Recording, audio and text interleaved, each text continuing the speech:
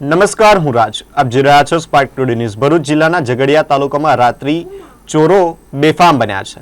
ઉમલ્લા નજીકના ફીચવાડા ગામે તસ્કરોએ 2 મકાનોને નિશાન બનાવી કુલ રૂપિયા 25 લાખથી વધુના સોના ચાંદીના દાગીના અને રોકડ રકમની ચોરી કરી ફરાર થઈ ગયા હતા. મળતી માહિતી મુજબ તસ્કરો બારી તોડી મકાનમાં પ્રવેશ્યા હતા અને ઘરમાં રાખેલા કબાટો ખોલી દાગીના તેમજ રોકડ રકમ ઉઠાવી ગયા હતા.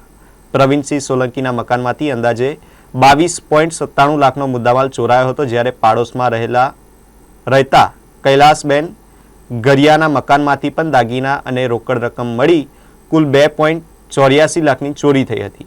આ બંને મકાનોમાંથી કુલ 25.82 લાખ રૂપિયાનો મુદ્દામાલ ચોરાયો હોવાનું સામે આવ્યું છે. ઉલ્લેખનીય છે કે થોડા વર્ષો અગાઉ અછાલિયા ગામે 25 લાખની મોટી ચોરી થઈ હતી. ત્યારબાદ હવે ફીચવાડાની આ ઘટના દાયકાની બીજી મોટી ચોરી માનવામાં આવી રહી છે. ઘટનાની જાણ થતાં જ ઉમલ્લા પોલીસે ગુનો નોંધી વધુ તપાસ હાથ ધરી છે.